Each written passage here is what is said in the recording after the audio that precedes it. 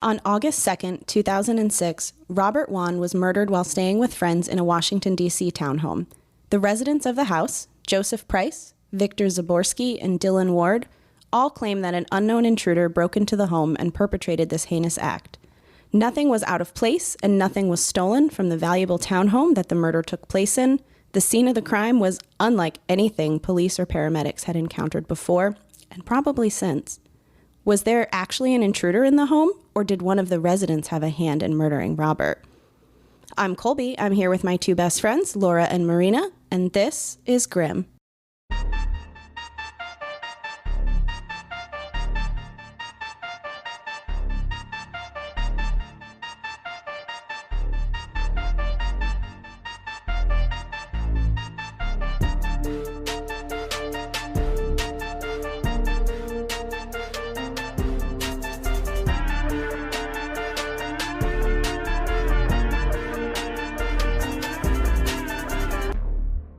All right, episode 10. We've made it into double digits. I think that makes us legit, right? Yeah. Now too legit to quit, if you will. Facts. Yes, facts. So for today's episode, we're going to do something a little bit different. I was chatting with my sister a couple weeks ago, and she asked me if we'd ever do an unsolved murder, to which I said, absolutely, because that's right on brand for me and my twisted sister who used to cheer for the unsolved murders. Yes. Except I'm pre-mad about it. I'm pre-mad about how frustrated I'm going to be. I'm very sorry about that. Not to be confused with pre-med. I'm not pre-med. I would not cut it in medical school with my insane fear of needles. That would be kind of problematic, I would think. Flunk out immediately. So as soon as my sister requested this, I knew that I had to do this specific case. I have been obsessed with it since I first heard it on Crime Junkie, like several years ago now. I think I was taking a road trip somewhere, and I stumbled across this case, and I think you guys are going to be just as fascinated by the time that we're done. I'm so excited. I'm ready. It is truly a bizarre story. So before we jump into it, I do want to say for my research this time, I did listen to a couple of other podcasts. So I want to give a shout out to the Mile Higher podcast and to Case File. Both of them had a ton of really great information. I also read a 14-page arrest warrant. I won't say whose arrest warrant it is because I don't want to spoil anything. And I read a blog called whomurderedrobertwone.com. Oh, check it out. That's catchy. Also, my Google search history was far more normal for most of this case. But what I went to Reddit for was not. Not at all. We'll get there in time. Isn't that what Reddit is for? Sketchy searches? Yeah. Mm-hmm. And cat videos. Two purposes. Yeah. All right.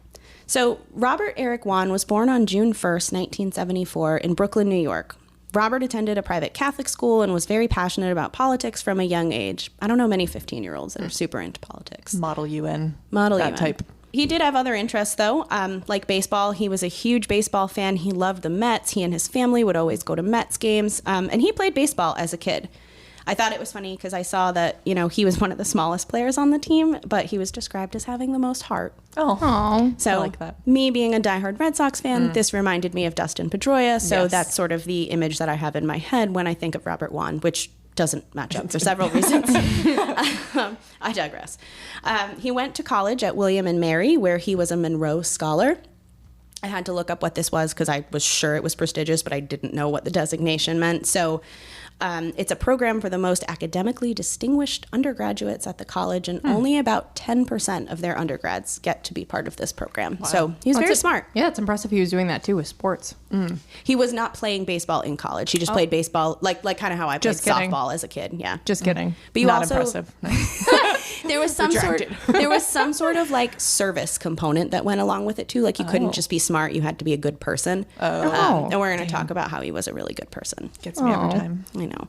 So while he was at William and Mary, which he absolutely loved William and Mary, Robert had a very close-knit group of friends. He was interesting and caring and considerate, and he was just an all-around good, wholesome guy, and he wanted to do good in the world. Good like never letting a friend's birthday go by without getting them a card. Oh, I know. Good like putting money in a random parking meter so people wouldn't get a ticket. Oh. Okay, this is like the most wholesome man. Right? Yeah. Good like organizing a group of volunteers to help out the former president of his university when he found out he was struggling with deteriorating health. Jeez. I could continue, but I won't. I think you guys are getting the point. Robert was an amazing human being. Yeah. He did graduate from William and Mary in 1996, and he went to the University of Pennsylvania Law School.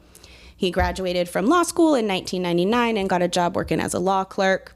After that, he worked in commercial real estate law for 6 years as an attorney at Covington and Burling. Robert was super committed to serving his community. I don't think that comes as a surprise. No. He often volunteered his legal services for causes near and dear to him, such as the Organization of Chinese Americans, Latin American Youth Center, and the Museum of Chinese in America. Wow, he's making me feel real bad about myself. Yeah, I do not have the same kind of extracurricular activities that Robert did. No, And he was a wow. lawyer, too. Yeah. That's very impressive. Yes. In January of 2002, Robert was attending a conference in Philly where he met a woman named Catherine Yu. She actually was instructed by her boss at the American Bar Association to invite Robert to be a panelist for the conference. And she said that she was immediately drawn to him, and she just found all kinds of excuses to talk to him during the conference. The feeling was mutual because shortly after the conference, he tracked her down and the two went out for dinner. A couple weeks later, they met for Valentine's Day, and from that moment on, they were in a long-distance relationship. She lived in Chicago, and Robert lived in the D.C. area. It was hard, right? Long-distance relationships are really hard to make work. But they figured it out. They talked on the phone every night, and they saw each other 3 times a month, which kudos to them. Yeah. That's a lot. That's not bad. So they made do. Kathy, right, as she went by, she did have a secret she was keeping from Robert. She had lupus, or I guess has lupus. And in fact, she had been living with lupus since she was in junior high. She didn't initially tell him about it because she was afraid he would break things off with her, and she really liked him and she could see a future together. I don't know if maybe her condition was a deal breaker for other men in the past. It sounded like it might have been. Did she not immediately hear the history that you just gave about Robert? Because that would be the last thing that I would think for this human being. No, I don't think she got the exact same intro to him. He would like start a lupus foundation to Seriously. fundraise money to cure it instead of breaking up with her. So I think you guys know where this is going. Robert, being the perfect little soul that he was, responded to this news by inviting Kathy on a month-long vacation to China with him and his family. Total opposite of what she thought was going to happen. So this made her feel like, okay, he's in it for the long haul with me. We do really have something special here. When they got back from their trip in June of 2002, just 6 months after meeting her, he proposed. Oh, I was hoping. And of course, she said yes. They were married a year later, and Kathy moved to the D.C. area to live with Robert. And they lived happily ever after. The end. The end. Next Next week. episode. Oh, I wish that he had a happily ever after. Yeah, the ending is a lot more grim. And the ending is a lot more grim, so stay tuned, guys. Because of Kathy's condition, it would have been life-threatening for her to carry a child, so they had actually been talking about adoption, which, again, what a perfect, supportive man he was. Love him. Kathy and Robert, as I had mentioned, they both lived in the D.C. area, so they actually lived in a suburb in Virginia, and they both worked in D.C. By the late summer of 2006, Robert was ready for a new challenge, so he took a new position as general counsel for Radio Free Asia. So he's leaving his commercial real estate law behind, and he's kind of moving on to international communications law. Okay. 2 very different subject matters, I would say. For anybody who doesn't know what Radio Free Asia is, it is a U.S. government-funded nonprofit news service that broadcasts radio programs and publishes online news, information, and commentary for audiences in Asia. I knew that. Did you? Very familiar. Very familiar. Very with impressive. Radio Free Asia. Radio Free. I don't know, like Radio Disney is kind of what I was going through my head. A little different. We just have to sing in every episode. Like, I just can't help it. Mandatory. I did see that it was actually a really big pay cut for Robert from his last job, but it just made him so happy to be working on something he was passionate about that he and his wife just kind of said, you know what, it's worth it. Like, for your happiness, just do it. Good for him. I know. So I had mentioned that international communications law was his new kind of area of focus, and he didn't really have a lot of background in it. So he decided he was going to take some night classes so he could, brush up. Sure. Speaking of those night courses, on the night of August 2nd, 2006, that's exactly what Robert was doing. He was attending his night class. A couple weeks prior, he and Kathy had talked about how with his schedule, it didn't really make a lot of sense for him to commute back home to Virginia on this particular night. So he was going to try to find a friend to stay with. Sure. He first asked a female friend if he could stay the night with her, but she was busy and said she couldn't host him. He then asked his friend Joseph Price if he could crash at his place, and Joseph was very happy to allow his college buddy a place to crash. And that's exactly what happened. Robert finished up his night classes, he called his wife to let her know he was out of class, and he headed to visit the night crew at the RFA offices. Just for time check, this was right around 9:30 p.m. After a brief visit with the night crew, he called Joseph Price at 10:24 p.m. and let him know he was grabbing a cab and was going to be over shortly. It is never good when we give exact times or dates. It just means things are not going well. They're escalating. Yeah. It is escalating. So Joseph Price, he lived in a townhouse in the Logan Circle neighborhood of D.C., which was about a mile away from the White House, so it's a very desirable location. He didn't live alone. He lived with his partner of 9 years, Victor Zaborski, and another man named Dylan Ward. There actually was a fourth person who lived in the basement apartment of the townhouse. Her name was Sarah, but she was away the night all of this is occurring, so we're going to leave her out of the conversation largely. A little bit about the men who lived in the house. Joseph was a partner at an internationally renowned law firm and a director/general counsel for a nonprofit that supported LGBTQ causes. These are some impressive people. Yes, they are. Jeez. Victor, at the time, was the director of marketing for the Milk Processors Education Program. Okay. And you guys are all familiar with his work, actually. Victor was part of the group that came up with the Got Milk campaign. I knew you were going to say that. Nailed it. Wow. To round out the household, Dylan held a culinary degree and had a master's in children's literature. He wrote and published children's books and worked with Joseph at the nonprofit. What do you think the combined IQ of that townhouse is? Astronomical. Seems high. I'm not even smart enough to do that fast enough to figure that out. I'm like, what's a good IQ? 140. Like 140? Yeah. So a bunch of geniuses up in this townhouse here. Mm-hmm. Yeah. Dylan actually was a jack of all trades a little bit. He also was a massage therapist. So lots of talents that Dylan has. Anyway, back to August 2nd, 2006. So right around 10:30, Robert arrived at 1509 Swan Street, Northwest, a.k.a. Joseph Price's townhouse. Joseph and Dylan caught up with Robert in the kitchen when he arrived. Victor had already turned in for the night. He actually went up to bed to watch Project Runway. And Dylan and Joseph were in the kitchen just kind of making small talk with Robert, right? Like you would with a friend you're catching up with. So they talked about, you know, how's your wife? How you liking the new job? That kind of stuff. Nothing monumental. Robert was very tired. He had had a very long day. So he kind of said, you know what? I want to call it a night. Let's catch up over breakfast, or we'll finish up this conversation over breakfast. So that was it. At some point before turning in, Joseph notices a spider on one of the lights outside, and he goes outside to remove it. I'm telling you this because when he comes back inside, he leaves the door unlocked. Okay, wait. I just need to go back. That's never happened to me or anyone I've ever known ever. Like, who's looking out the window for spiders on lights? And why would you remove it if it's outside? That was belongs what- to that yeah. spider now. Right. That is its home, and he can has it. Yes, that's why I gasped. Yeah, like, I don't understand. Does that fit in somewhere? Yeah. Because he leaves the door unlocked. Because he leaves the door unlocked. Super sketch. No, I don't think it's a good excuse for leaving the door unlocked because, like we said, who is going out to mess with this spider? A psychopath. Yeah, never. No. Someone who could kill a person. Yeah, also, I've seen, like, creepy bugs, like, crawl across my Ring camera, but I'm not like, let me go get them and then leave my door unlocked and then my husband gets murdered. It's never happened to me. Does that ever happen to you? I can't. Put a finger down. I just can't relate. I'm sorry. Okay. After the spider incident, we'll call it, Joseph goes up to the third floor to join Victor watching Project Runway, and Dylan goes to his room on the second floor and takes a sleeping pill and gets ready for bed. Robert showered and then went to the office/guest room, which is where he was going to be staying for the night. This was also located on the second floor of the home. So to recap, Joseph and Victor are on the third floor, Dylan and Robert are on the second floor, and nobody's on the first floor of the house right now. Okay. So sometime after they went up to bed, Joseph and Victor swear they heard the chime their door made when somebody opens it, because they had an alarm system, but it wasn't armed that night.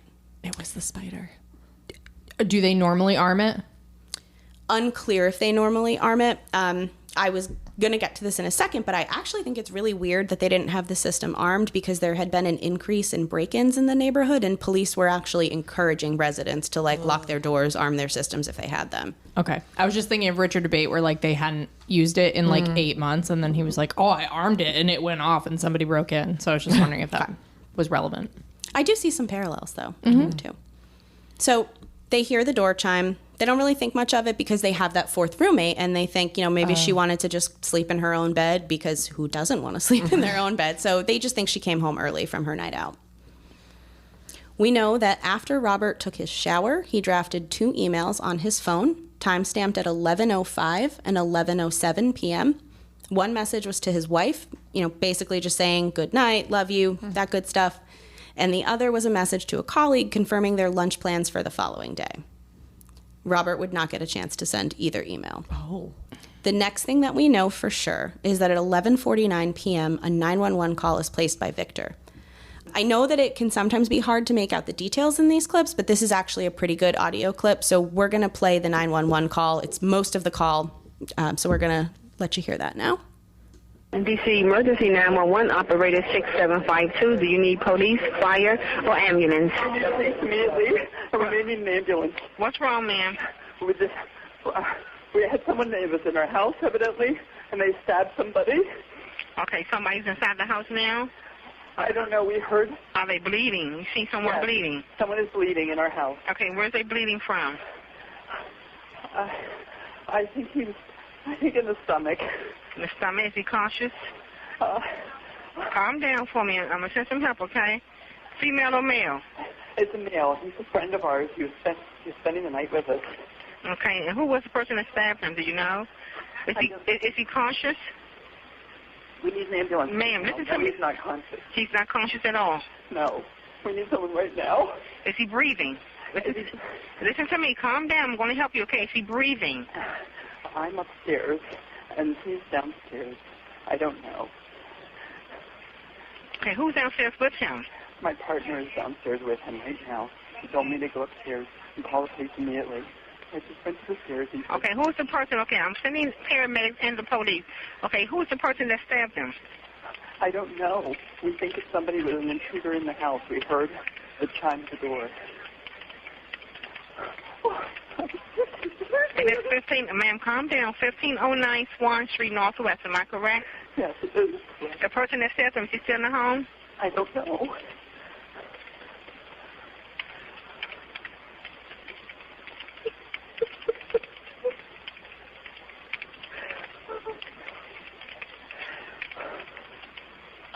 We got help en route, okay? Pardon me? We have help en route. Thank you. They're here. They are en route to you now. I'm sending the police and the paramedics, okay, to assist. Okay, what I need you to do is go downstairs, okay? The place wherever he was stabbed at, I need you to get a dry cloth, okay, and just apply pressure to that area. If he was wherever he was stabbed at on his body, I need you to take a towel downstairs while you're waiting for the paramedics to arrive, and just apply pressure. Even if the rag or towel is saturated with blood, just get another towel and put it on top, but never lift the first towel off the area. Hold it on. Once it gets filled up with blood, just put another towel on top of that and just apply pressure until the paramedics arrive. Yes. Yeah. We're stabbed in the heart. In the heart? Yes. In the center of his chest. Okay. Is he breathing? Is he breathing?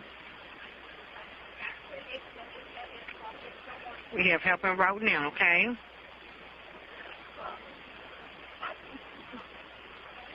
You don't know who it was?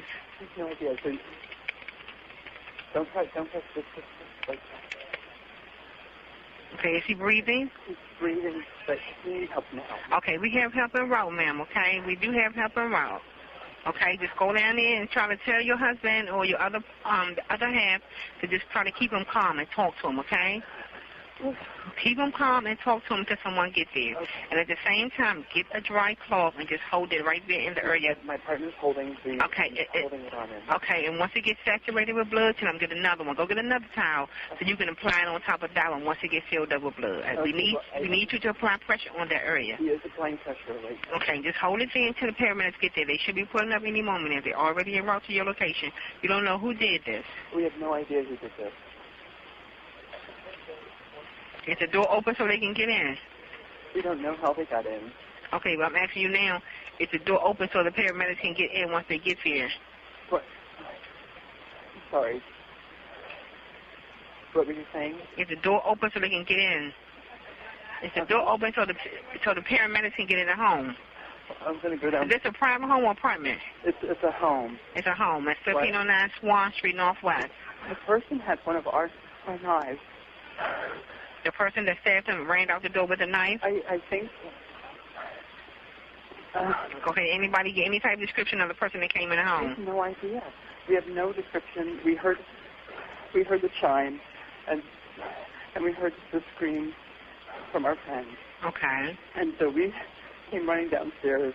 We ran in. So you both was upstairs and your friend was downstairs? Yes. You heard the door open and then you heard the scream? I didn't hear the door open until after the scream, and then we ran down the stairs and we heard we have an alarm, and so the chime went off. Okay. Is the ambulance, please? We really need the ambulance. Okay, they en route now, ma'am. Go to the door. They should be pulling up any moment, okay? I'm afraid to go downstairs. Okay, the person who's downstairs was the person that was assaulted. No, we're on the second floor. Okay, so somebody need to go downstairs and open the door for the paramedics. You're not sure if that person's still in the home or I not. have no idea. Okay, we have paramedics en route, okay? What time is it? What time is it at the moment? Yes. 23:54. It's 11:54, ma'am. 54. Yes. I mean, I'll stay on the line with you. I will stay on the line until somebody gets here, okay? I won't hang up. we need them right now. I'm not hanging up, but we need help now. Okay, they en route, ma'am. They are en route.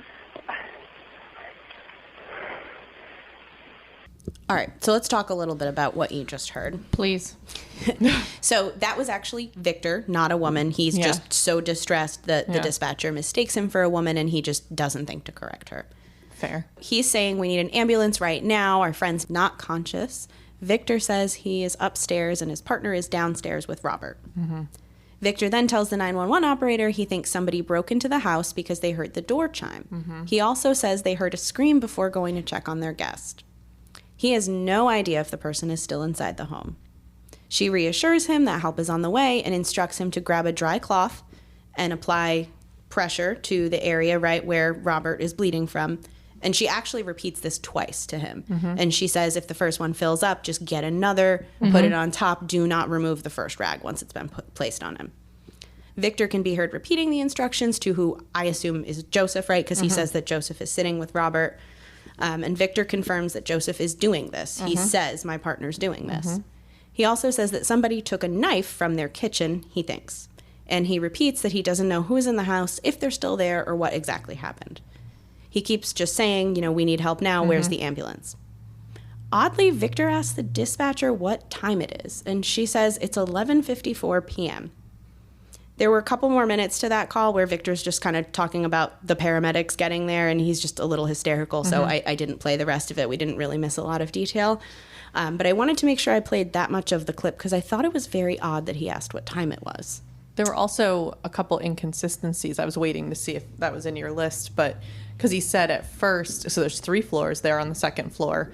The door is on the first floor, right? And he says, so I'm assuming the kitchen is also on the first floor, although that is a major assumption. It is on the first floor. I can confirm. So I don't know how he would know that a knife was missing if he didn't go downstairs. And then second, he said, oh yeah, we saw him, the perpetrator run out the door, but then they're not sure if somebody's still there. And then also they are afraid to go downstairs. So those were a couple of things besides the weird asking for time that I heard. Yeah, that is really weird. I'm just thinking if I was in like an emergency situation and like focused on keeping someone alive and was like, what time is it? My favorite show's on at midnight. Don't want to miss it. Can't miss that. 6 more minutes of Project Runway. So we will come back to all of the details figured. and try to fit into what actually happened that evening. But what Victor says in the call is important. Okay. The paramedics do arrive on the scene, and relatively quickly, too, actually. They were there about 6 minutes after the 911 call was placed. Wow. And I want to point out, these were 2 very experienced paramedics. So between the 2 of them, they had 25 years of experience on the job. They observed Victor standing on the front steps wearing a bathrobe and speaking on the phone, presumably to the 911 dispatcher. They ask him, what's going on, and he doesn't reply to them directly, but they hear him tell the person on the phone about a stabbing on the second floor of the house. Cool, we're going up to the second floor. It's what the EMS team thinks. Mm-hmm. So they make their way into the home. They walk to the back of the house to the staircase, and then up to the second floor. They encounter Dylan at the top of the stairs, who is acting like a literal zombie. They ask him where the person is, and he kind of just slowly raises his hand and points. He was on sleeping pills? Yep, he was. Yeah. Yep. And as soon as he points, he kind of just goes back into his room and shuts the door and, I don't know, maybe goes back to sleep. Yeah. Side note, Dylan was also wearing a bathrobe. The paramedics keep moving down the hall, and they get to another room, and they see Joseph Price seated on the edge of a pull-out sofa, wearing only his underwear with his back to the door. He was not applying pressure to Robert's wound when the paramedics got there. In fact, he wasn't touching Robert in any way. No. When one of the paramedics asked him what was wrong, he just said, "I heard a scream." What? He got up from the bed, and with his back still to the paramedics, he walked over to the side. The paramedics later said that they were actually concerned that Joseph had a weapon on him, Yeah. and they physically, when they walked into the room, they went to the far side of the bed to attend to Robert because they wanted to see Joseph's hands at all times. I don't blame them at all. He had one job. Yes, he had one job. They also said... He had one job. Oh. Sorry, I had to. They also said that the behavior was so odd that it literally made the hair on the back of their necks stand up while they were interacting with these men. Ooh. And remember, two very experienced paramedics. Mm-hmm. So, I'm sure they've seen some shit. Mm-hmm. Yeah. They've certainly seen their share of stabbings, right? Mm-hmm. And this is DC, right? It's DC. Yeah, they've got to see some crazy shit in DC. So upon examining Robert, it was really clear that he was dead and likely had been dead for some time. He had been stabbed 3 times in the chest, he had no pulse, and he wasn't breathing. The paramedic recalls seeing little to no blood on Robert's chest. It was almost like somebody had cleaned up the area surrounding the wounds. Oh, no. There was a light film of blood on Robert with striation marks, almost as if somebody had taken a towel and wiped down his chest. Okay. Okay? That is not considered pressure. No, that is not pressure. Does not count. So I don't know if it's just protocol, but the paramedics did bring Robert to the hospital where he was unfortunately pronounced dead at 12:25 a.m. In parallel, while the paramedics are there, Metropolitan Police Department or MPD officers arrived and start processing the scene. The officers noted that nothing in Robert's room seemed out of place. There was no indication that anyone had broken into the house, nothing was ransacked or stolen.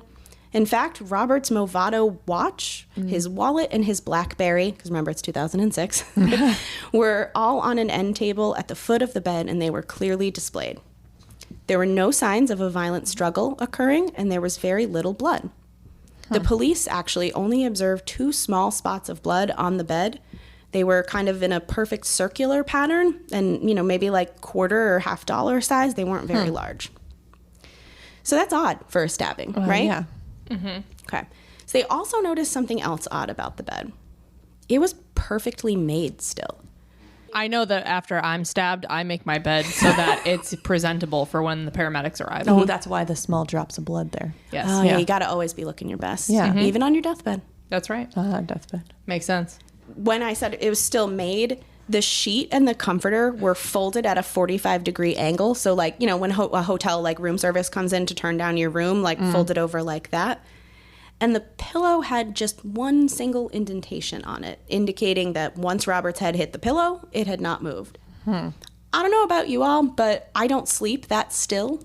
I tend to move a little bit. I wouldn't say I thrash in my sleep or anything, but I roll over, I move. My head does not stay stationary. So I'm laughing because when I first started dating my husband, he would sleep exactly like that though. He would literally cross just his arms basically he would fold it at the 45-degree angle, he would sleep, and then he would just fold it back in the morning. So, oh my gosh. So it's possible, I guess, is what I'm saying. I am a thrasher. Yeah. And after one night's sleep, all of the blankets are on my husband's side. And I'm like, you stole them? He's like, you pushed them towards me. So I would have 1,000,000 indentations. My bed would not be made. That is very suspicious. Very suspicious. I'm very suspicious. There was another suspicious thing in the room. There was a bloody knife found on the nightstand. This knife was a match for the one that was missing from the men's kitchen. So we're going to talk more about that knife. This is all very convenient. Very convenient, very suspicious. On the floor near the bed, evidence technicians found a large white towel. I'm assuming this was the towel that Victor said Joseph was using to apply pressure on Robert's wounds, but the blood found on the towel was really minimal and definitely not consistent with a stabbing. If you guys go and look at the pictures I sent you, look for the white towel picture. Oh. Yeah, when you said minimal blood, that's not what I was imagining. So we're going to post the picture of this towel on our Instagram so our listeners can see for themselves what we are seeing in the room right now, which is that there's no way this towel was used to try to stop bleeding from anybody who was stabbed. I wouldn't even say that it was used. I wouldn't even say that this is the towel that was used to clean him based on those marks. Like, I mean, I was thinking the same thing, like not nearly enough. yeah, I was picturing maybe like a splotch, but not like soaked through. Yep. She was saying if it was soaked through. This is like, I cut myself shaving and I needed something quick. Like, Yeah. That's how little blood it is. yeah, it's not a lot. Nobody died with this white towel. So a blood pattern / spatter expert would later examine the towel, and they said that the blood pattern on the towel was actually consistent with the pattern one would expect to see if somebody held a towel in one hand, a bloody knife in the other hand, placed the knife in the towel, folded the towel over, and ran the knife blade inside of the towel. That is so deep. And it kind of does look like that. There's a few spots in the photo that are like a little bit darker. So if you think that could be like your fingers on the back of the knife if you were holding it. People are so smart. And That they would- and other people are so dumb. Yeah, well, that too. But I mean, that's the fact that they could testify to that is interesting. Police brought in cadaver dogs. I think everybody knows what those are, but they are dogs that are trained to alert when they find blood or bodies. And the dogs do alert in multiple locations in the house. Can I tell you that I'm glad you explained that because I thought they only went for dead bodies. So I was like, I'm pretty sure they knew. Like, what are there more bodies in this house? I'm pretty sure I could go in as an expert and ID that body. Yes, yes, that is a cadaver. Yes. So I'm glad you explained 10 that. out of 10 actually. experts would agree. The dogs alerted in 2/3 locations. 2 of the locations are very near to each other. So they alerted near the stairwell of the home, right, which we know is kind of pushed back. They alerted near a drain outside on the patio. And lastly, near the lint trap for the dryer on the 2nd floor. God, I really hope you're going to explain some of this and connect it, because Yep. if not, I'm going to be real mad. It's all going to come together in what I think happened. Okay, thank you. Good. Okay. The cops don't see any blood where the dogs are alerting, but, you know, they're like, okay, whatever. The dogs pointed to over here. Let's just take note of it and we'll follow up on it later. So the officers at this point in time are like, guys, something's not really adding up here. We got to bring you down to the station for further questioning. And to their credit, all 3 men willingly comply with the officers, and they answer questions pretty readily at first. They Dumb think also. they're smart. Yeah. And what have we learned? You shut up when the cops ask you questions. Shut up. So here's the thing. Joseph is an attorney, and he's a pretty prominent one. So keep that in mind as we talk through all of this. So he should know. He knows. To Right. shut up. knows. You're going to say dumb things. They are all questioned separately, but they tell exactly the same story. And that's super sketchy, It's too. super I just want to sketchy. point out, like, when you tell, like, a rote story, like, if something happened right now, the 3 of us would tell similar stories, but we wouldn't tell the same Yeah. story because we weren't like, okay, guys, what's our story? Add this detail. Yeah. That's super sketchy. Proceed. So here's what they each say. Marina's very into this. I'm hanging on your every word. I knew that you guys would be Yeah. super into this. I am fascinated by this case. I am yours. I'm also laughing because not our next case that's coming out, but the one I do after is similar in that there are going to be so many details like this. And I'm just laughing because we seem to do parallel cases because Yep. the first time you did a serial killer, then I did a serial killer. So I'm just laughing at that. And this we picked them totally unrelated.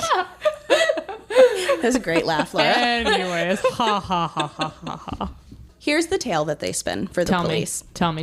They say Robert came by after work, he showered, and he went to bed. Joseph and Victor were asleep in their bedroom on the 3rd floor, and Dylan was asleep on the 2nd floor. Joseph and Victor awoke to the sound of the door chime. Then they heard a scream or breathy grunts. It kind of changes depending on which one's talking. They ran downstairs to check on their guest, and when they got to the room, they found Robert stabbed. Dylan's version of the story is a little bit different, but I mentioned he took a sleeping pill. So Dylan says, I went upstairs to bed, I took a sleeping pill, I didn't hear a chime, I didn't hear any screams, I heard commotion, and it took me about a minute to come to, and then I went to see what was going on. Can I ask a question? Because it's just burning in my mind. You guys have had roommates. I'm just wondering if it's different because you've had roommates. Like, I can promise you in my house right now, if I heard a door chime or a door open, I would poop my pants and immediately investigate. And I'm just wondering how legitimate the comment is that they heard the door chime and thought nothing of it because they have another roommate. For me, it's hard because when we had roommates, we didn't have Ring or any of that. So it was like, yeah, if a door opened, I'd probably shout and make sure it's my roommate. And I probably knew if they were coming home or not. But if I had Ring or whatever I'm assuming it is, I would look and just be like, yep, that's if I were awake, and make sure that it's my roommate. So I don't know. I would probably still investigate, especially later. And if I didn't think they were coming home and... Yeah. I'm just wondering because that just seems so bizarre to me, because I would definitely, like, I hear my cats sometimes and my brain is like, it's a cat, don't look. And I'm like, no, I gotta go check it out because what if it's not the cats and somebody's just lurking in my house? Yep. And I also think it's suspicious, which I think is going to be the word of the day, that they said they went down and checked on Robert specifically. Right. Because Dylan and Robert are on the same floor. Yep. And wouldn't you just like check everybody? Yeah, why go check on Robert specifically? Yeah. Right. Sus. Sorry to interrupt. That just doesn't make sense to me, but I also haven't had a lot of roommates. It's a good point, because even right now, like with me and my husband, we've had a couple of instances where our alarm has gone off in the middle of the night, and I literally jump out of bed, grab a weapon, and go run to whatever door, window, whatever is open, and I go see what's going on. God bless you, because I just cower and hope that Steve will go take care of it. This is why I will get myself killed someday, because in real life, if I'm not in a fight or flight situation, I will just be anxious and overthink it. But when I get put in a situation like this, I spring into action. Yeah. So I think you guys want me around if something bad happens. Well, I'm the one that gets murdered. Like, when I wake up in the middle of the night and I open my eyes and it looks like someone's standing over me, I immediately just panic and don't move and close my eyes again and pretend like it's away. Like, just be like, no one's there, you're insane. Yeah, so we have very different. I would not be investigating with weapons. Nope, same. Yeah, don't break into my house. We have a hatchet and some knives, and you're gonna meet a very poor end if we catch you. And lots of towels to wipe them off. I'm not wiping anything off. So to kind of go back to what the men are saying, so Dylan does tell the cops again, Joseph went outside for a second before he went up to bed because he saw a spider or something on the light. Yeah, the so spider. Again, they're talking about this spider, which leave it alone. So whether or not it's true, I do believe that Dylan is saying this because he's trying to give the police a valid reason why the door was left unlocked. Okay. The men were actually at the station for a really long time. Joseph was interrogated for 6 hours, Victor for 8, and Dylan for 12. Okay. The police took note of the demeanor of the men, and it was weird. Joseph was very arrogant, unconcerned, and self-centered. Victor is tearful, distraught, passive, and then as time goes on, he becomes unhelpful the longer he's held for questioning. Fair. I will say, to Victor's credit here, this all happened after midnight, and he's been held at the station for 8 hours without sleeping, so I'd probably start to get a little useless after a while, too. I would be hangry and be like, I demand coffee and a McMuffin. And a fish fillet. Thank you. Do they serve him that early? Because I'd demand one. Dylan got the worst of it. Dylan was held for 12 hours for questioning. He was unmoved, detached, calm, and entirely unfazed by the situation. How long do sleeping pills last, though? Like, was he still under the influence? I don't know. I think it's possible. I'm assuming he took something like an Ambien or a Lunesta, like a legitimate sleeping pill, not like melatonin or something. So Benadryl. Yeah, like us. Benadryl. Listen, that's pretty legit for me. Hey, we go to Bennyland and we love it. I think it was like a legitimate prescribed sleeping pill, so I think it could probably last like 8 to 10 hours. Yeah, because that's just what I'm thinking of, like someone who's just sort of out of it. Just like, I wasn't part of this. Like, why are you questioning me this long? You see Dylan in a much more favorable light than I do. I'm going to put that out there. From the beginning, I was like, Dylan. Interesting. Oh, because was Did he Dylan do it? Was he? We don't know. I know we don't. How high can my shoulders go, shrugging? But he was the one that left the door unlocked. Joseph was the one that left the door so unlocked. Dylan, I haven't seen his involvement entirely yet, Yeah. so I may be on the same page, but not yet. That sketchy Spider-Man. No, not Spider-Man. No. Spider-Man. Okay, if Spider-Man was outside on my light, that I would actually go investigate because I would go shoo that away. You get out of here, Spider-Man. No, Spider-Man. This is a Batman house. Get out. So all of this is a little odd, but as we always say, everybody processes information Yes. in their own way. You don't know how you're going to react until you're in the situation. Very true. We'll give them the benefit of the doubt here. Okay. As Joseph is being questioned, he does try to play it off like he and Robert were more like casual acquaintances than good friends. But he had hosted Robert's 30th birthday party, and he also attended his wedding. That's too much effort to put in for somebody who's an acquaintance. Like, this is a good friend of yours. Yeah, that's not casual. No. You're like, did you say Roger? I barely knew him. The story of how they met actually reminds me a lot of how you and I met, Marina. How we were randomly paired together freshman year at our orientation for college. And Robert just claimed him as his friend forever. Kind of. Joseph was Robert's tour guide when he went and toured William and Mary, and they just kind of hit it off, and they had been friends. So these guys are like college friends. They go back several years. We know about that. Yeah, we know all about that. Forever. As I say, is it a Grimm episode if Marina doesn't sing? No. Right, so it's a Grimm episode.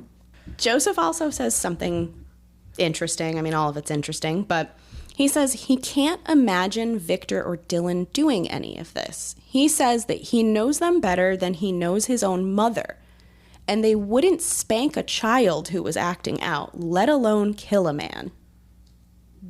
What kind of a statement is that? A special one. A very special statement. Who said that, Joseph? Joseph does. And that Okay. sounds like the statement of someone who would go check on a spider. He does. Psychopath. And Joseph is held for the shortest duration, right? So 6 hours. So when he's released, he's very concerned with Dylan and Dylan's well-being. Is Dylan being questioned? Does Dylan know his rights? Does Dylan know his attorney's been contacted? When are you releasing Dylan? Dylan was volunteered as tribute. It seems that way, but isn't it weird that Victor is his partner of almost a decade and he's really concerned about Dylan specifically? Which one's the lawyer? Joseph. Okay, so it's not Victor. Oh my God, names. I'm getting Yeah, flashbacks to the dentist. Joseph Price is the one who owns the townhouse. Yeah. He is the lawyer. Okay. He's the spider guy. He's the spider guy. Victor is Joseph's long-term partner. Yep. He's the one that places the 911 call and gets mistaken for a lady. Okay.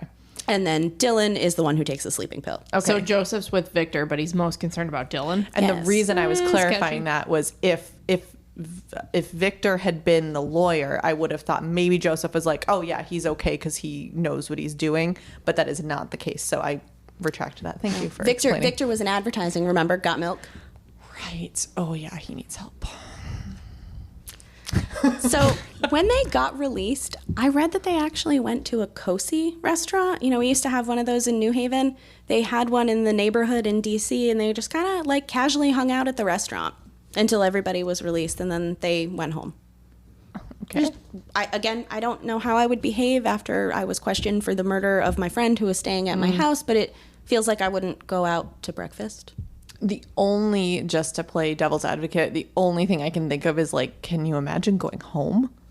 You know, like In the house, yeah. That's so a valid point. that's the only thing, but still, I'd probably have called a friend or Yeah. something. Like maybe it's just one of those like, I don't know what to do, like, but I'm hungry. I could eat. Like, What do let's I go do to a with my diner. hands? Could go to a diner. So based on the story that they're all telling, it really feels to me like they're making it a point to say all of these rehearsed and coordinated things. Definitely. The door was unlocked. Everybody went to bed. We heard a chime. We heard a scream. Yeah. Curious. Can I just say it's totally a catch-22 though, because if everybody said inconsistent Yeah. things, they'd be like, ooh, they all said inconsistent Right. things. That's super sketchy. But because they all say the same thing, they're like, oh, everybody said the same thing. That's I super know. sketchy. So it really is like a lose-lose when you're in Yep. like a murder house. Well, also when it's a suspicious murder house, if everything actually fit into place, probably wouldn't have this problem. Yep. yeah. But I mean, yeah, it's like damned if you do, damned Yeah. if you don't. But So I've told you all what the men are saying, but what does the evidence say? Well, there was an autopsy done on Robert Wone. It was done on August 3rd, so pretty quickly after he passed.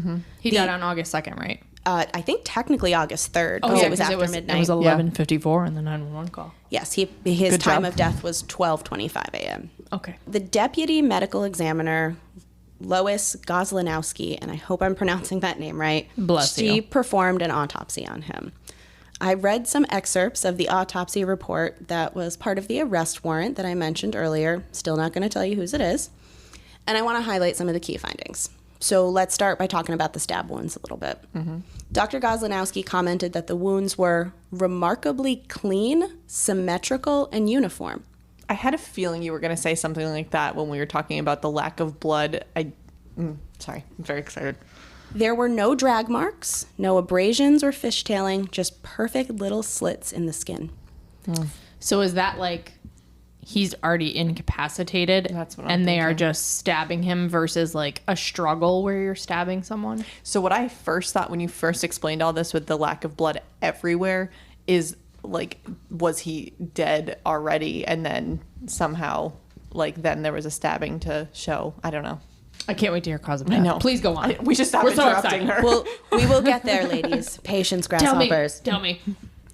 Think of the cuts that were in Robert's body as being almost made with like a surgical, methodical-like precision. Okay.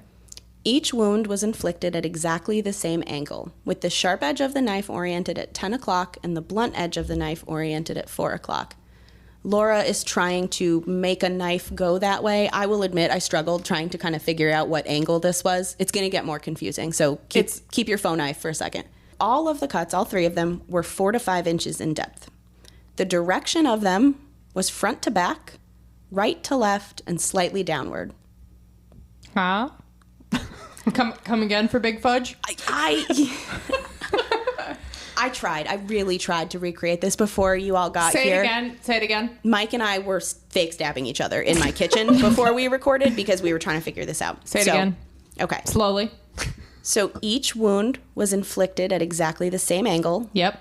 okay, with the sharp edge of the knife oriented at 10 o'clock and the blunt edge of the knife oriented at 4 o'clock. Okay. Okay. All of the cuts were made front to back, right to left, and slightly downward. Okay, so front to back meaning in. I think so. And then what's the second part? Slightly down. Right to left. Okay, so like this is not helpful for a podcast because I'm miming it. Oh, but why would you down. put so the blunt edge would go to the right?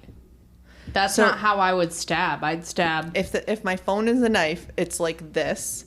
This is not good podcast not good for material. a We are podcast, not- no. Okay, so 10. So this is, I don't know how to make this work on sound. Do you know what the best part is? The gremlins are going to be doing this too. Yeah, so okay, now then that I'm you've gonna told do them it. phone knife, they're all phone knifing. Okay, so phone knife. All right. So this side with my on off is to 10 o'clock and then the other side's to 4 and I'm going slightly. So that's easy. In, 'cause yep. I don't know what other But way the you right go. to left is what kills me. Yeah, like okay. you Yeah. would be stabbing with the blunt edge first.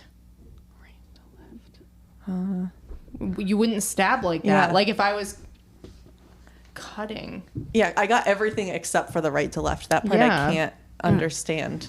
So I'm going to say that the deputy medical examiner is legitimate. She had overseen about 80 to 90 stabbings Okay. at this point in Oh, I time. believe so her. I'm I'm just not- trust her. That's Yeah. I'm not more than me. questioning it. I'm just I can't comprehend. Yes, Yeah. that's what I meant. I don't have 80 to 90 stabbings under my belt though, so like maybe with more experience I'll get there, but I can't comprehend how this is working out. Come back on episode 100.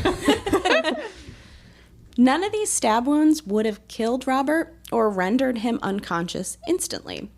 In fact, his injuries would have been incredibly painful, and it would have been next to impossible to not move while this was going on. Okay. Okay, that's interesting and inconsistent, and there'd be blood places. So- and not clean cuts. A reasonable person would then expect to find defensive wounds on Robert's hands or forearms, or maybe even blood on his hands right from grabbing at the wounds where he was stabbed. But there was no blood on his hands, and there was no sign of a struggle.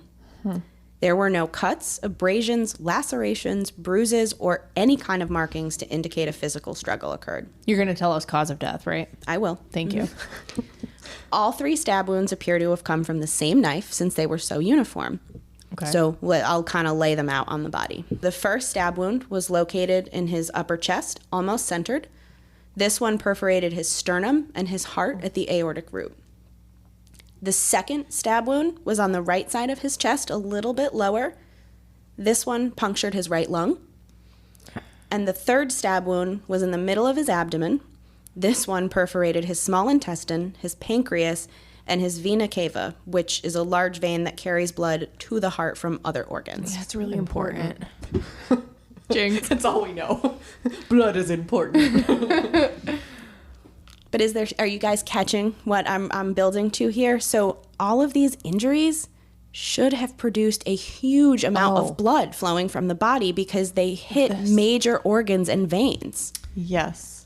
I was thinking it. I didn't want to interrupt you. Really? Because you have not had trouble doing that. I was analyzing it deeply and processing. I had my eyes shut because I was picturing where this all was. Oh, I was enjoying Colby's pen stabbing diagram. You missed it. Did you need my phone? No, I used my own pen knife. It's a new model. I see. Knives all over this table. So remember the knife from the kitchen, right? Yeah. That both Joseph and Dylan are talking about. Right. Dr. Goslinowski concluded that it was highly unlikely that that knife was the murder weapon, based on the fact that the blade for that knife was 5 1/2 inches in length. Okay. There was blood on the top of that knife, so it should not have been possible, given that the stab wounds were 4 to 5 were inches. 4 to 5 inches. And they said and they wiped the knife off. Well, and so I was looking at the picture you sent us of the knife, which definitely had blood on it. And that was the one that was in the the nightstand, right? You're going to go look at the picture now. I thought it was like a drawing. It's like a courtroom drawing. It's a courtroom drawing. Oh, Laura's like, that's such a great picture. And look at all the pixels. Sometimes we have such grainy pictures. I thought it was real. I wasn't even, oh, wow, that really is a drawing. We're going to go get Laura a new prescription for her glasses. It's we'll okay, be back. guys. It's okay. I'm driving home. It's fine. Anyway, my point was so did it have blood on it or no? I mean, it does in the drawing, yes, but like, it did. it? Okay, so the knife on the nightstand with blood on it is the one they said was the missing knife from the kitchen, Correct. but not the one that inflicted the wounds. Highly unlikely. Was the knife that was on the nightstand, did it have Robert Wone's blood on it? Yes, it did. Okay. So they just dipped it in there. Well, he was wearing a T-shirt when he was sleeping, and there were cuts in his T-shirt from where he was stabbed, and the knife did not have any fibers from his T-shirt on it, but it had fibers from the white towel on it. Mull that one over for a minute here. I don't like this. You're not going to like this, though. Dr. Goslinowski also found a significant amount of internal bleeding from the wounds. She noted that there was actually blood in his intestines, which indicates that he was alive for some time after the attack occurred, so much so that he was literally digesting his own blood. So how? Because he didn't move with any of this. Did they give him an Ambien? We'll get there. Oh we'll my get God. there. All right. If Dylan can get up and answer questions on an Ambien, then I'm pretty sure Robert's moving from being stabbed. I hate this case.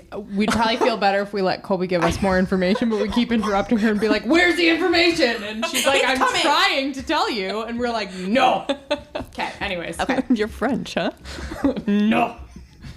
All right, so we're gonna move on from the stab wounds and the knife for a second here and talk about some other things that she found. Oh, boy.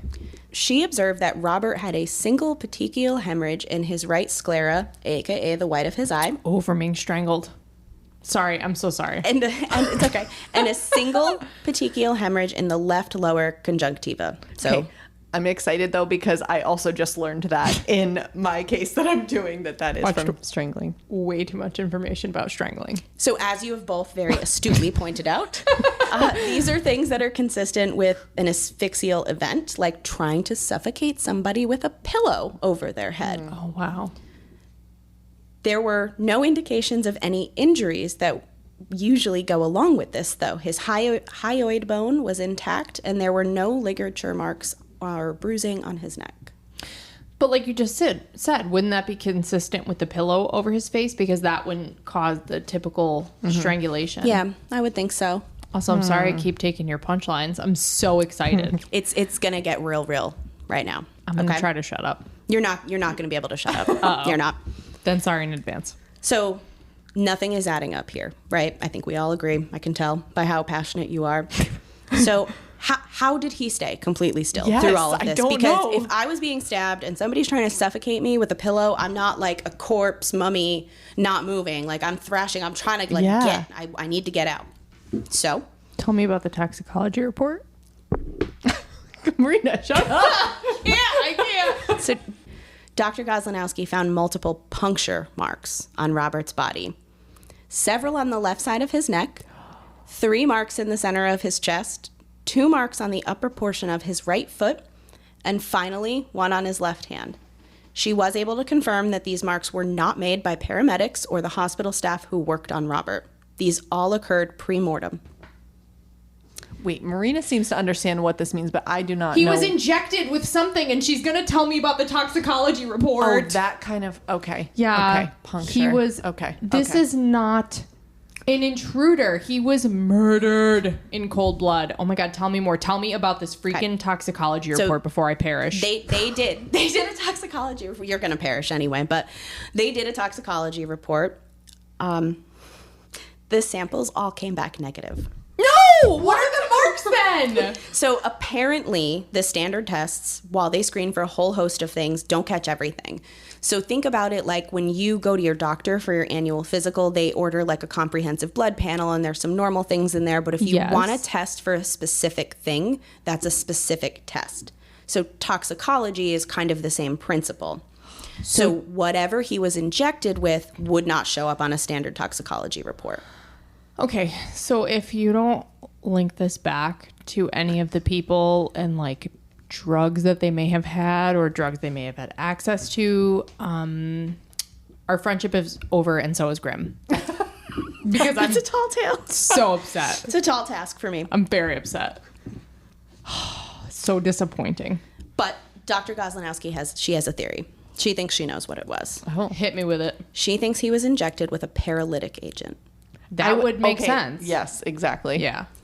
I don't know why they didn't specifically check for this, but I did read that some of those drugs leave your system so quickly, like it could be within 45 minutes. Oh, wow. So it may have not been in his system at that point in time. Guys, there's more. Colby. I'm so sorry. You're not sorry. I'm not actually. This is It's fascinating. All right, are you ready for this next finding? I'm probably not, but go ahead. So a trigger warning for any of our listeners who are sensitive to the topic of sexual assault. You may want to skip ahead about a minute or two here. Dr. Goslinowski collected samples from Robert using a standard sex kit protocol.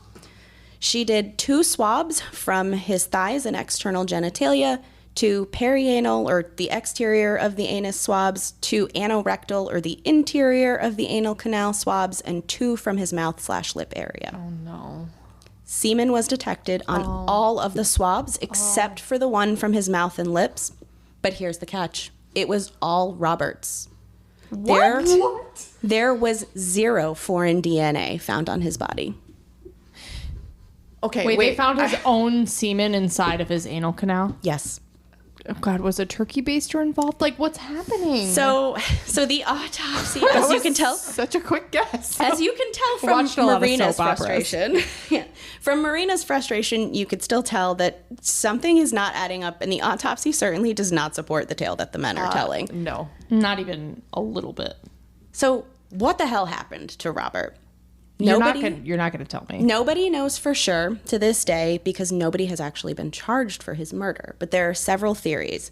Before I jump into the theories, I do want to say that the medical examiner did rule his cause of death as a homicide by the stab wounds. Naturally. So, so it was by stabbing. So here are the theories. Let's start by talking about the intruder theory that the men keep trying to spin. Debunked. Trying to make right off the gate. Okay. So an unknown intruder must have broken into the home and killed Robert. Problem is, this is both highly unlikely and not supported by the evidence, but we're going to talk it through. So this intruder would have had to have scaled a 7-foot privacy fence in the backyard and happened to find the back door unlocked. Okay, could happen. I'll give that to them. Mm-hmm.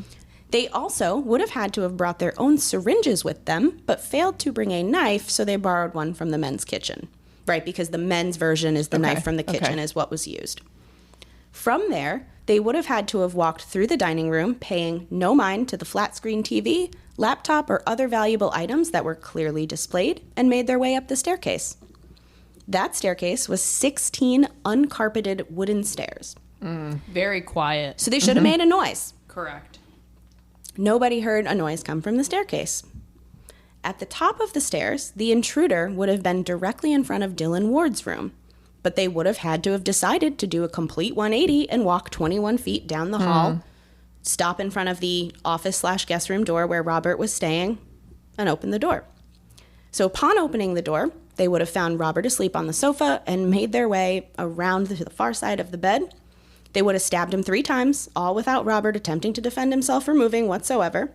Once they were done, the intruder would need to leave the room, ignoring all of Robert's valuables that they passed by twice now, somehow made it silently back down those 16 stairs, out the back door, and back over the privacy fence. Can I just say, when I lived in a condo by myself and an apartment by myself, I was always worried that someone would break in. And my husband was like, listen, this whole complex, if someone just randomly breaks in to murder you, it's just your time. And I just sort of took that in and accepted that. And that's sort of that situation. Like, if the stars aligned and this intruder just came in just to murder, I mean, it was just his time. Mm-hmm. I don't accept that. It's very unlikely. It's so very unlikely. Very unlikely. So none of the men heard any noise coming from the staircase. No one said that they heard a second chime from the door, right? They all said they heard one chime. Right. I will say it's possible they heard one chime because the door was left open. Like, my system only chimes when the door is opened, not when it is left open. Yep. Right. So it could have been that. Also, from my point of view, why did the intruder even know that Robert was here? It's not like it was his house. He had never stayed there before. Yeah. And literally the unluckiest person in the whole world to stay there one night and be murdered by a random intruder. Exactly. Oh, and the other thing I was going to comment on, which is not specifically related to the intruder. Well, actually, it kind of is, because he never sent those emails you said he drafted. Correct. So that leads me to believe that he was awake when he was caught off whatever guard. happened, which is unlikely, again, that it was an intruder, because it's much more likely if it had been an intruder, if he had been asleep, he could have been attacked more easily, whereas if he were awake, he would make some kind of noise and fight or something. So that's an additional theory, or addition to this theory. Well, maybe it wasn't a random intruder. Maybe somebody took a hit out on Robert. The perfect, wonderful, doing everything for his community, great person. Yeah, that makes sense. Yeah, it makes sense. Robert had Screw that guy. Robert had literally 0 enemies. Yeah. So in this scenario, somebody would have had to have just hated that he was a perfect good person, and they would have had a hitman tailing him, and that's why they would have known where to find him. But I just don't see it. No. It was just something that was put out there to kind of combat, like, well, how would they know that Robert was here? Maybe it was a hit. Don't think so. Mythbusters, like myth busted. Myth busted. Yeah. Which brings me to the most likely scenario of one or more of the men are responsible for Robert's murder, and they all had a hand in covering it up. Mm-hmm. For sure. I'm going to drop a bombshell on you guys right now. I want to tell you what Dylan's real relationship is to the men. Are they a throuple? Dylan wasn't just a roommate. He and Joseph were involved in a relationship. They were both very into BDSM. Joseph was the sub, and Dylan was his dom. Victor was aware of their relationship. He was not against it, but he didn't participate in this. BDSM, not Victor's thing, but he was cool that Joseph had this other arrangement with Dylan. And Joseph and Victor were together? Yes. Mm-hmm. Okay. In a non-BDSM relationship? In a non-BDSM relationship. Okay. So they just considered themselves one big happy family trying to coexist, and they were just trying to work through their arrangement. So it was no bad blood between them. Okay. Like, they all knew about this relationship that existed, and it was just accepted. It was cool. I wanted to make sure that I shared that little factoid about Dylan liking BDSM because I want to tell you what the police eventually found in Dylan's bedroom. Oh my God. Lots of interesting things. Various books describing how to inflict pain on others for the purpose of sexual gratification, inflicting electrical shock on others for pleasure and pain, and enslaving others for sexual gratification. I would also like to point out that all of these books had passages highlighted in them, so we know our boy Dylan was reading and taking notes. Oh my goodness. I just want to pause and say, like, to each their own. If that's your thing, good for you. But, like, when they discover it because it's the scene of a murder, that's when it becomes a problem. Yes. That's where my judgment comes in. That's where I'm judging a little bit on the topic. Yeah, when there's that's murders involved. That's fair. That's a fair line. Yeah, that's where my line is with murder. He had another piece of reading material in the room that you might be curious about. Tell me about it. They found a copy of the New Yorker magazine open to an article entitled "Late Works: Writers Confronting the End." Accompanying the article was a photo of William Shakespeare laying dead on a bed, positioned very similarly to how Robert was found. What? But there was more than just reading materials in Dylan's room. There was a whole lot of toys. I'm going to read a pretty long list right here, so just bear with me. There were racks, shackles, metal and leather collars, wrist and ankle restraints, mouth gags, black spandex hoods, assorted clips and clamps, an enema kit, metal penis rings, penis vices, studded penis bindings, dildos, butt plugs, nipple suction devices, and the pièce de résistance, an electric shock machine designed to make somebody ejaculate. Oh. Was this in like a trunk or like hung up on the wall, like Red Room 50 Shades of Grey style? Unclear. I am going to just assume that it was put away somehow and not like readily displayed because I'm just thinking Dylan seems like a man who has his taste but doesn't necessarily need to like sprawl it all over the room. I think he needs to sprawl it everywhere. To each their own. I'm also just thinking how expensive all of that must be. Like really expensive. I mean, they're three pretty successful guys. Yeah. So Yeah, no, they're definitely very smart. It's a lot of stuff though. Wow. Perhaps the most damning thing they found in Dylan's room, though, was a 3-piece cutlery set. The box the set came in was designed to house 3 items: a large carving knife, a large fork, and a smaller knife. how long was the smaller knife by any chance? Well, and did we see the knife? it was missing. It was conveniently missing from the case. Never would have thought. Kudos to the police, though, because they contacted the manufacturer of those knives and they got a replica of what that knife was. And as Laura anticipated, that knife had a blade that was 4 1/2 inches long. So as we had mentioned, that knife much more consistent with the 4 to 5 inch depth of the stab wounds. Dylan could have a valid reason for having the knife, though, right? He went to culinary school. I did mention that. He could have lost it because he's obviously not using that degree, right? He's writing children's books. He's a massage therapist, jack of all trades. So maybe he lost his knife. Inside of Robert's body. Well, there's one more reason why Dylan could have had the knives. He could have been into knife play. So knife play is a form of consensual BDSM edge play involving knives, daggers, and swords as a source of physical and mental stimulation. Knives are typically used to cut away clothing, scratch the skin, remove wax after wax play, or simply provide sensual stimulation. There is no cutting or piercing of the skin with these knives. So this is where I went down the rabbit hole with Reddit. Oh gosh, Colbs. I sorry. I learned a lot of things about BDSM and knife play and the Reddit threads. The thing I can't unsee or unread the things that I read. But I'm very knowledgeable on the topic now. If anybody wants to talk about it. So I was there and I was like, fuck it. Let's see if playing with paralytics was a thing. Guys, it actually is. It is called chemical bondage. I found the thread on the subject, though, the consensus was it is very dangerous and it should only be done with medical supervision. The anxiety that thought gives me is out of this world. Can you imagine, though, No. if you're like, oh, my partner and I want to do some chemical bondage. Hey, doctor, can you come be on standby and witness this? Like, what is that conversation like? I'm going to tell you what I think happened.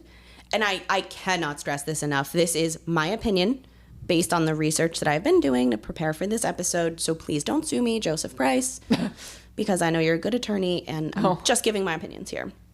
So here's what I think happened. I think that Dylan and perhaps Joseph decided to play with Robert with or without his consent. I think they had the toys and the tools at their disposal. I think they used the electric shock toy on him, and that's how his semen was found on him. I think they injected him with a paralytic agent, and I think that they used this device on him, so that would explain how he ejaculated without being a participant. I have questions about that, and knowing you probably researched this. Can you still ejaculate when you've been paralyzed like that? Thank you. Yep. Okay. With that device, you can. I knew you researched. I knew. Yep. Is that like if somebody like touches your prostate? Maybe. It's that I didn't get that piece of information from Reddit. I just know what the toy is used for. Okay, sorry, just wondering. It's okay. All right. I don't know that they set out with the intention to murder him, though. I feel like something went wrong or something got out of hand, and I think he or they panicked, and then Joseph quickly devised a plan.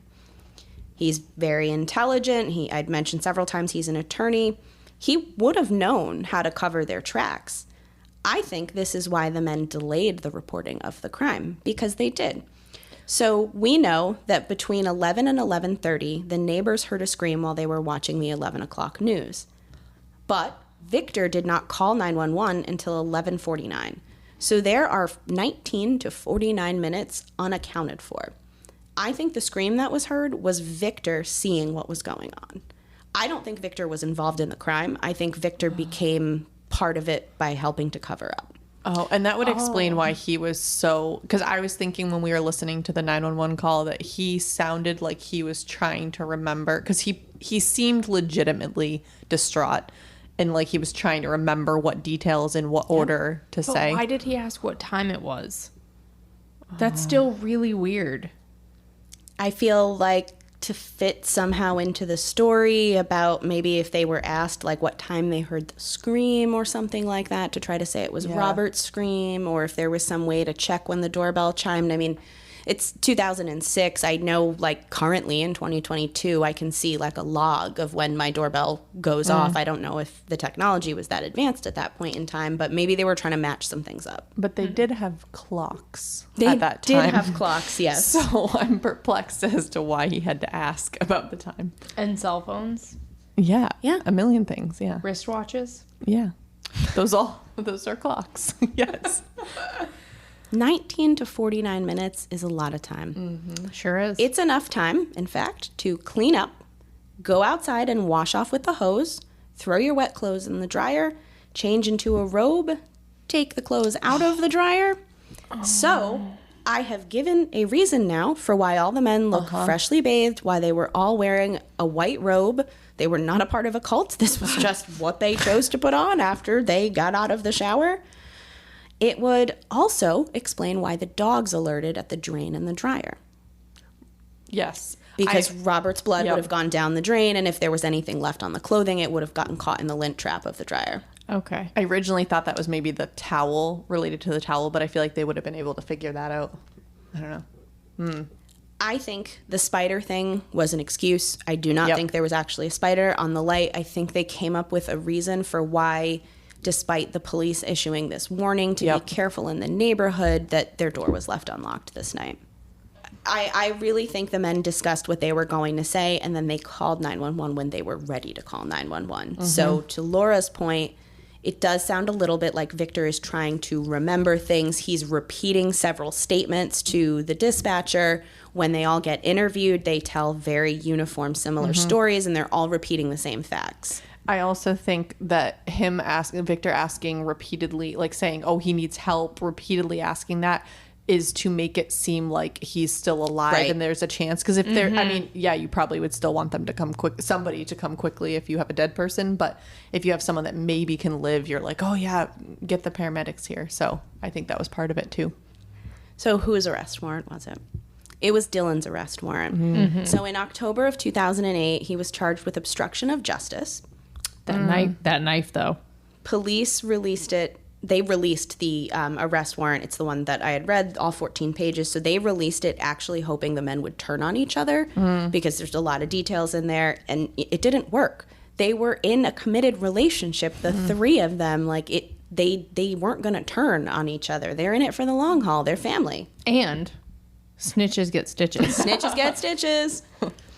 Anyway, a month later, Joseph Price and Victor Zaborski were also arrested for obstruction of justice. In December, the police added a charge for conspiracy. They felt like the men were not telling the truth about what happened that night. Duh. Duh. We're all on the same page there. So we know that these things can take a while. So the proceedings, even though they were charged in 2008, didn't start until June 17th, 2010.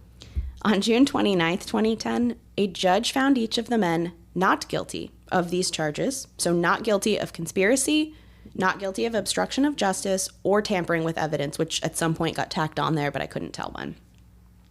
Judge Leibovitz, in explaining her ruling for almost an hour from the bench, stated that she personally believed that the men knew who killed Robert, but she was not convinced beyond a reasonable doubt that they committed the offenses they were charged with.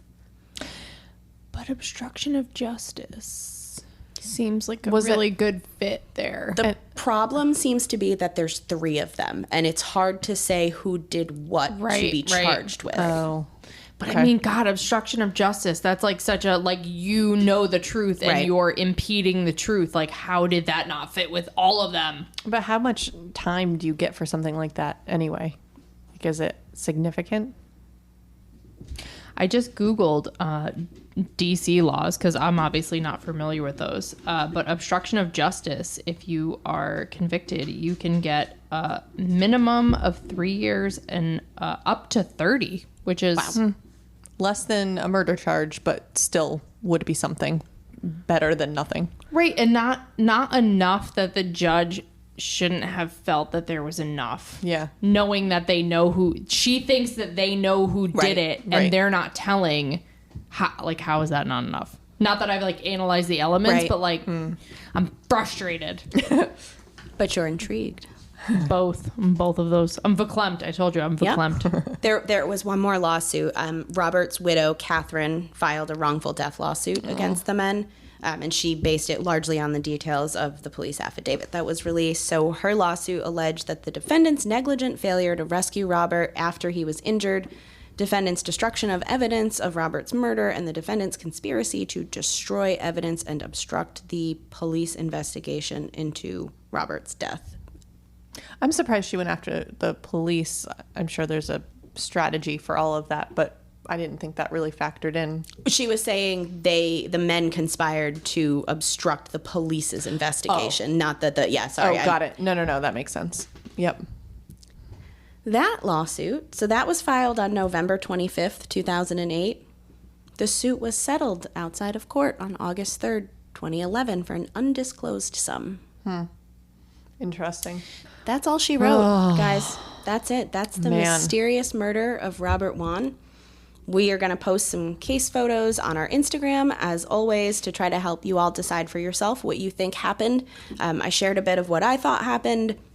Is there anything, Laura or Marina, any additional details just piecing together, or any questions that maybe we didn't answer? Well, one thing I want to say is I'm no longer pre-mad. I'm just mad. Just mad. I'm just mad. I'm mad because it feels so obvious, but I see the fact that there are multiple people. I see why it's complicated, but it just feels like there should have been a conviction. I do have a question. Where was the blood? The blood was outside in a drain. Where was the drain? The drain was in the back patio, so it was outside. Okay, so like literally if they hosed themselves off on the back patio. And I assume they searched the house because they found that cacophony of sex toys.